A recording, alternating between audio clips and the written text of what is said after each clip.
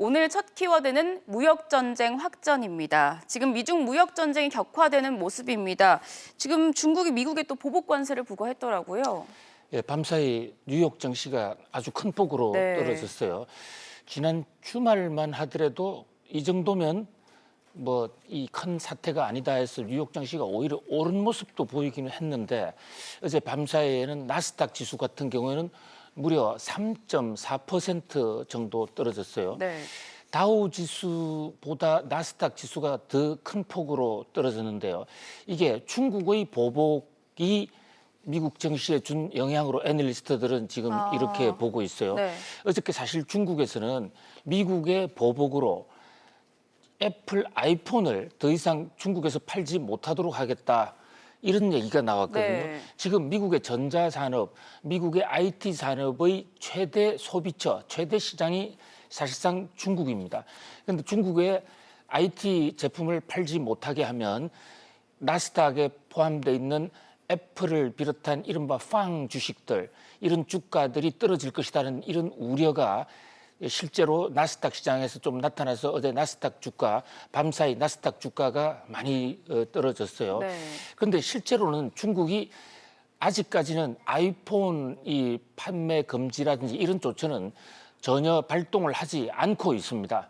다만 언론을 통해서 이런 풍문이 지금 흘러나오고 있는 정도고요. 어저께 밤에 이 중국의 보복 조처는 600억 달러어치의 미국산 제품에 대해서 관세를 최대 25% 때린다는 거지 않습니까? 최대 25%, 뭐 경우에 따라서는 20%, 또 10% 이렇게 때리는 건데 미국의 지난 주말의 관세 폭탄 내용은 2천억 달러에 대해서 25%로 올리는 거예요. 거기에 비하면 절반도 안 되는 600억 달러에 대해서 관세를 올리는 것이기 때문에 중국의 관세 폭탄은 미국에 비해서 상당히 그 규모가 적다고 볼 수가 있어요. 왜 중국의 보복은 이렇게 적으냐? 지금 자막에 나온 것처럼 지금 사실은 때리고 싶어도 미국의 중국에 대한 수출품이 거의 없어요. 그러니까 실탄이 지금 관세 폭탄의 적용 대상이 아닌 미국의 수출품이었기 때문에 사실상 관세 폭탄을 때릴 수 있는 실탄 대상이 없는 것이죠. 그런 측면이 하나 있고 이제 또 하나 사실 미국 기업체들이 실제로 아플 수 있는 내용들이 미국산 농산물 수출을 금지한다든지 IT 제품 이런 것을 금지한다는 것인데 이것은 이 조처를 발동을 하게 되면 그 파장이 너무 클 수도 있다. 이런 우려 때문에 사실상 굉장히 낮은 단계에서 관세 폭탄 보복을 한 것이 아닌가 이렇게 보여집니다. 그리고 관세 적용을 하는 시점도 당장이 아니라 6월 1일부터 하겠다. 이것도 앞으로 약 3주 동안은 협상의 여지를 두겠다. 중국의 이 공식 대응은 아직까지는 협상 쪽에 무게가 더 실려 있는 이런 분위기예요. 물론 중국의 많은 이 관영 매체들, 런민, 러바오 또 환치, 환구시보 이런 언론들은 일제히 미국을 향해서 격렬하게 공격을 하고 있습니다만은 이것은 화전 양공전법으로 보여. 적어도 정부 입장에서는 본격적인 지금 대응은 하고 있지 않은 모습입니다.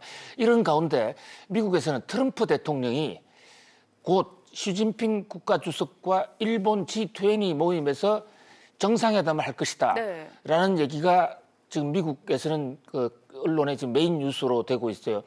물론 트럼프 대통령이 와 시진핑 주석의 이 정상회담은 여러 언론을 통해서 예정 보도 설로는 나오긴 했습니다만은 어젯밤에는 트럼프 대통령도 만나겠다라는 의도를 표명했다고 로이터 통신이 공식적으로 보도를 했습니다.